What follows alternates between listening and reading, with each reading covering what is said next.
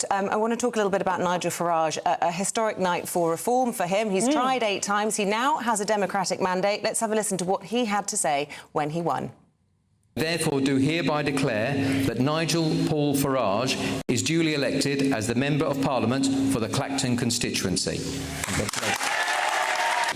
What is interesting is there's no enthusiasm for Labour, there's no enthusiasm for Starmer whatsoever. In fact, about half of the vote is simply an anti-Conservative vote.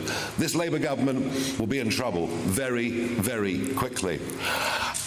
We will now be targeting Labour votes. We're coming for Labour, be in no doubt about that. Go to Clacton-on-Sea in Essex, where Nigel Farage was making that speech a little bit earlier on in the night, and speak to Mark White, who's been there for us all throughout everything. And, gosh, he is coming for Labour.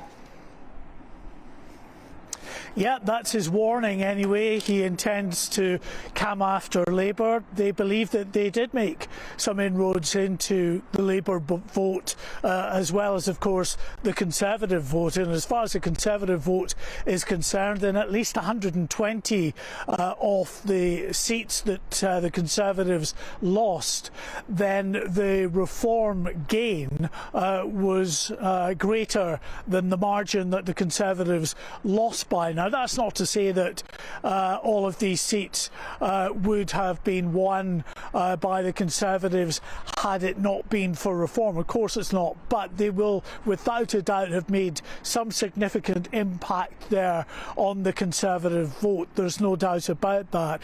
And I think from Nigel Farage's point of view, although they will be very pleased that they have got at least 4 MPs returned to Parliament. It was being predicted actually last night that it would be as many as 13, but that's been revised down now.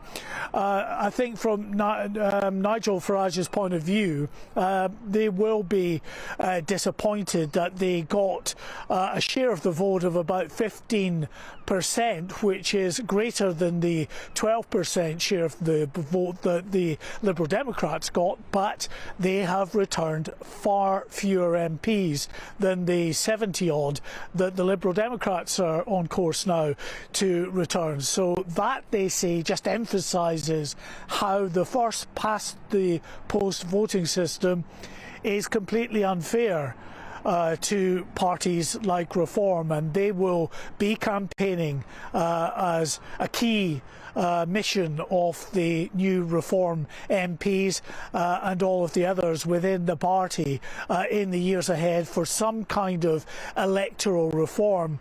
And interestingly, of course, Labour, many within Labour were actually very sympathetic towards voter reform for quite some time, but now with such a stonking majority, I wonder just how vocal those previous enthusiasts for voting reform will be.